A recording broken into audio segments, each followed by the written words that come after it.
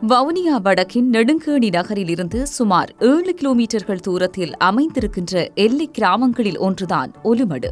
ஒலு என்று சொல்லப்படுகின்ற ஒரு வகை தாவரச் செடிகள் இங்குள்ள குளத்தில் அதிகமாக வளர்ந்து நின்ற காரணத்தினால் ஒலுமடு என்ற காரணப்பெயரை பெற்றது இந்த கிராமம்.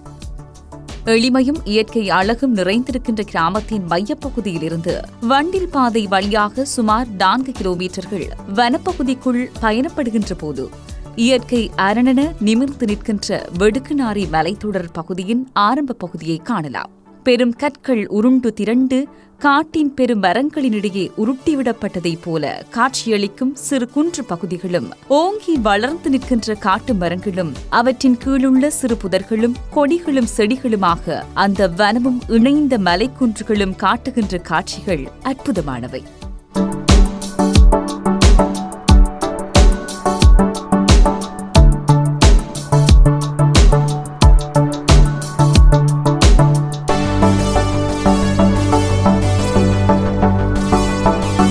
காட்டின் மணத்தை நுகர்ந்து கொண்டும் காட்டின் ஒலியை செவிமடுத்துக் கொண்டும் நடந்து செல்ல வெடுக்குநாரி மலையின் முதற்பகுதியை காணலாம். மலையின் முன்னும் பின்னுமாக ஒரு வகை நாற்றம் கொண்ட மரங்கள் காணப்படுவதால் வெடுக்குநாரி மலை என்கின்ற காரணப்பெயரை இந்த மலை பெற்றுக்கொண்டதென அறிய முடிகின்றது. இந்த பகுதியில்தான் இந்த மலையின் இக்காலத்து சர்ச்சைக்குரிய தொல்லியல் எச்சங்கள் வெளித்தெரிய ஆரம்பிக்கின்றன. இங்குள்ள மலையின் முகப்பு பகுதியில் பிராதன பிராமி எழுத்துக்கள் பொறிக்கப்பட்டு அவ்வெழுத்துக்கள் மழை மற்றும் வழிந்தோடும் நீரினால் அரிப்பிற்கு உள்ளாகாத வகையில் எழுத்துக்களின் மேற்பகுதியில் மலையை குடைந்து சிறு ஆழத்தில் நீரோட வழி செய்யப்பட்டிருக்கிறது. இங்கு விநாயகர், அம்மன், வைரவர் ஆகிய தெய்வங்களுக்கு சிலை வைத்து வழிபடுகின்றார்கள் கிராம மக்கள்.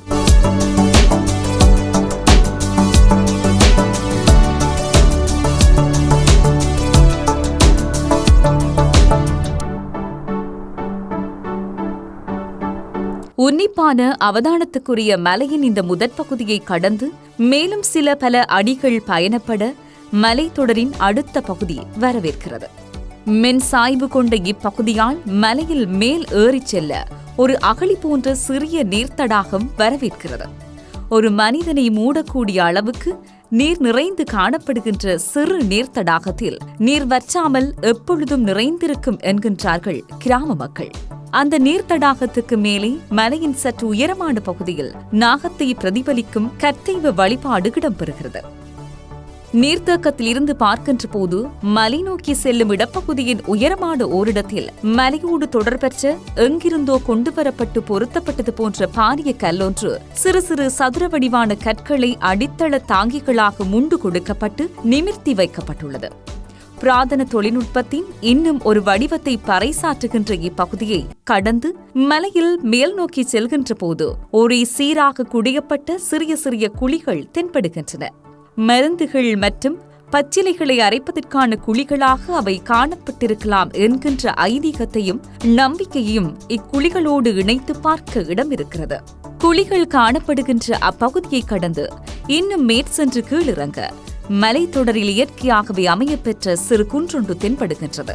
பார்ப்பதற்கு நாகத்தின் தலை போன்று தென்படுகின்ற அந்த குன்றில் பாம்பின் முகத்தில் தெரிகின்ற பக்கவழிவுகள், விளிம்பு சதைகளை போன்ற உன்னிப்பான அவதானத்துக்குரிய கற்சிற்ப வேலைப்பாடுகள் செதுக்கப்பட்டுள்ளன. நாகப்பாம்புகள் அவ்விடத்தில் உலவுவதாகவும் தாங்கள் பிரசாதமாக படைக்கின்ற பாலை அவை குடிப்பதாகவும் நம்புகின்றார்கள் கிராம மக்களும் பக்தர்களும். அந்த பகுதியிலிருந்து மலையில் செங்குத்தாக இன்னும் மேல் நோக்கி செல்ல மலையின் உச்சி பகுதிக்கு செல்வதற்குரிய சிறு சமவெளி பகுதி தென்படுகின்றது. இச்சமவெளி பகுதிக்கு செல்வதற்காக அலுமினிய வேலைப்பாடுகளுடைய படிகளை ஆலய நிர்வாகத்தின் முயற்சியால் அமைத்திருக்கிறார்கள். ஆனால் முழுமையாக அமைப்பதற்கு தொல்லியல் திணைக்களம் அனுமதியை வழங்காத நிலையில் அச்செயற்பாட்டுக்கு எதிராக வழக்கினையும் தொடர்ந்திருக்கிறது திணைக்களம்.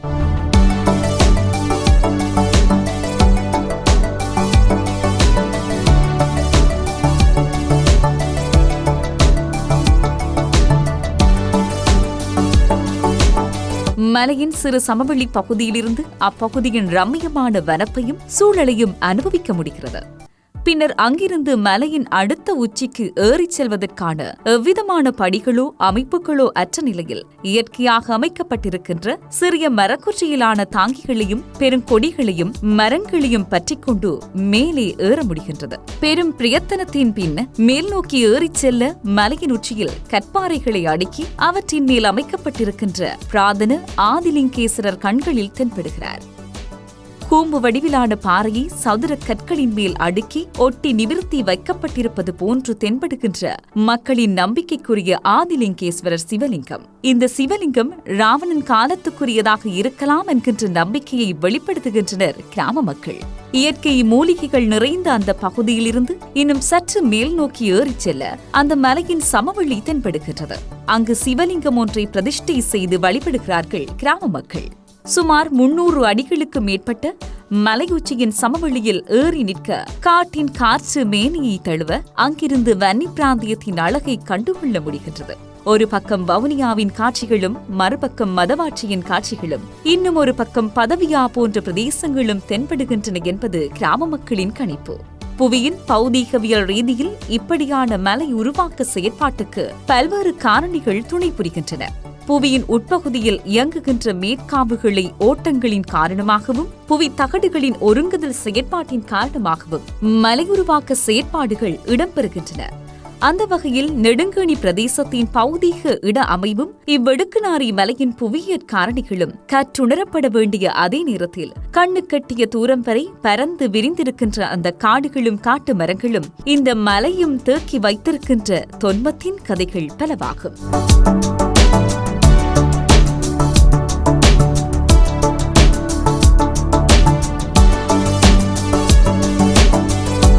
இலங்கையின் குடித்தொகை வரலாற்றில் வன்னி பிராந்தியம் காலத்தால் முற்பட்ட வரலாற்றை பதிவு செய்கின்றது.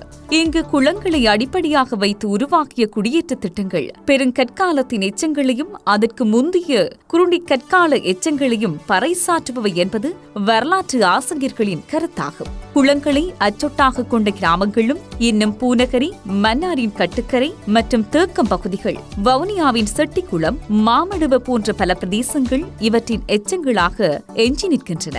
இங்கு கண்டுகொள்ளப்பட்ட தொல்லியல் எச்சங்கள் இதனை உறுதி செய்கின்றன. இலங்கையில் விஜயன் வருகைக்கு முன்னர் ஜெக்சன் நாக என்கின்ற 2 இனக்குழுக்கள் வாழ்ந்ததாகவும் அவர்களுக்கிடையே பண்பாட்டு ரீதியான வேறுபாடுகள் காணப்பட்டதாகவும் உடலியல் அடிப்படையில் ஒத்த இயல்புகளை கொண்டிருந்ததாகவும் வரலாறு சொல்கிறது. அந்த வகையில் பிராதன இலங்கையில் நீர்ப்பாசன தொழில்நுட்பத்தை ஆரம்பித்து செயற்படுத்தியவர்கள் நாகர்கள் தான் என்பது சிரான் திரடியகல உட்பட்ட வரலாற்று ஆய்வாளர்களின் கருத்தாகும். இலங்கையின் வடக்கு மற்றும் கிழக்கு பிரதேசங்களில் நாகர்கள் வாழ்ந்ததற்கான எச்சங்கள் பரவியிருக்கின்றன.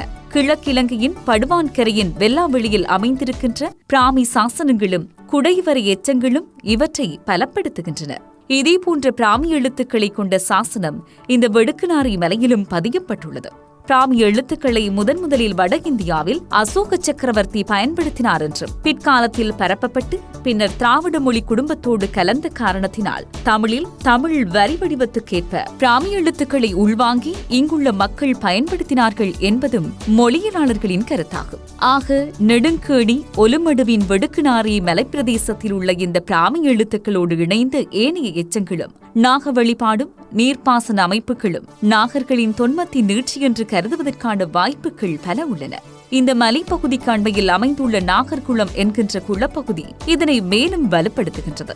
வடகிழக்கில் பூர்வீகமாக வாழ்கின்ற தமிழர்கள் நாகர்களின் வழிவந்தவர்கள் என்கின்ற வரலாற்று ஆசிரியர்களின் கூற்றுப்படி இந்த வெடுக்குநாரி மலையின் கதைகள் உலகறியப்பட வேண்டியவை. ஆனால் தொல்லியல் திணைக்களத்தின் கீழ் பதிவு செய்யப்பட்டுள்ள இந்த ஆலய பகுதியில் பக்தர்கள் வழிபாடுகளை நடாத்துவதற்கும் இயல்பான நடமாட்டத்துக்கும் தடை விதிப்பதற்கான முயற்சிகளை மேற்கொள்வதும் இந்த நிலம் கொண்டிருக்கின்ற கதைகளை மாற்றுவதற்கான முயற்சிகளாகும்.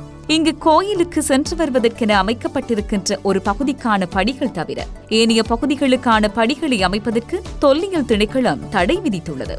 அதே நேரத்திலே இந்த ஆலயத்துக்கு செல்வதற்கான சுமார் 4 கிலோமீட்டர்கள் தூரம் உள்ள மண்பாதையில் உரிய முறையில் பாதைகளை அமைப்பதற்கு முன்னினால் பாராளுமன்ற உறுப்பினரின் நிதி ஒதுக்கீட்டின் கீழ் நிதி ஒதுக்கப்பட்டிருக்கின்ற நிலையில் வனவள பாதுகாப்பு திணைக்களம் அதற்கான அனுமதியை தடுத்து நிறுத்தி வைத்திருக்கிறது. குறித்த அனுமதியை பெறுவதற்காக பல தமிழ் பாராளுமன்ற உறுப்பினர்கள் முயற்சிகளை மேற்கொண்ட போதும் அனுமதி இன்னமும் கிடைக்கப்பெறவில்லை. இவற்றுக்கான விளக்க கடிதங்கள் முழுமையான சிங்கள மொழியில் ஆலய நிர்வாக சபைக்கு அனுப்பப்பட்டுள்ளது. தமிழும் சிங்களமும் ஆங்கிலமும் இந்த நாட்டின் அரச கரும மொழிகள் என்கின்ற நிலையில் மக்களுக்காக மக்கள் புரிந்து கொள்ளக்கூடிய வகையிலேயே அரசு திணைக்களங்கள் சேவையாற்ற வேண்டும். தொல்லியல் சின்னங்கள் முறையாக பராமரிக்கப்பட வேண்டிய அதே நேரத்திலே வனங்கள் பாதுகாக்கப்பட வேண்டும் என்பதில் மாற்றுக் கருத்துக்கு இடமில்லை. ஆனால் இலங்கையின் பிராதன சின்னங்களில் ஒன்றாகிய சிகிரிய சிங்க மலையில் உரிய முறையில் படிகள் அமைக்கப்பட்டு சுற்றுலா பயணிகள் சென்று வர முடியும் எனில் வெடுக்குநாரி மலையில் படிகள் அமைத்து மக்கள் வழிபாடு செய்வதில் உள்ள தடைகள் என்ன? பாதுகாக்கப்பட்ட உலக வனங்களில் ஒன்றாகிய சிங்கராஜ வனப்பகுதிக்கு மக்கள் செல்வதற்காக காட்டின் மக்கள் நடமாட்டம் உள்ள முதலாவது வலய பகுதி வரை கற்பாதைகள் அமைத்து சென்று வர முடியுமெனில் அதேபோன்று வனத்தினை பாதிக்காத வகையில் கற்பாதைகளை அமைத்து பயணிகள் மற்றும் பக்தர்கள் உரிய முறையில் நடந்து சென்று வழிபாடுகளை நடாத்தி வருகின்ற வகையில் வெடுக்குநாரி மலைக்கு செல்லும் பாதையில் உரிய கற்பாதைகளை அமைப்பதற்கேனும் வனவள திணைக்களம் அனுமதியை வழங்குவதில் உள்ள தடைகள் என்ன? இந்த ஆலயத்தின் தொன்மத்தை அறிந்து வெளியிடத்து மக்கள் கிராமத்துக்கு சென்று ஆலயத்தை தேடி வழிபடச் செல்கின்ற போது இனம் தெரியாதோரால் கேள்விகளுக்கு உள்ளாக்கப்படுவதன் பின்னுள்ள கதைகள்தான் என்ன? இவைதான் கிராம மக்களின் விடையற்ற வினாக்களாக உள்ளன.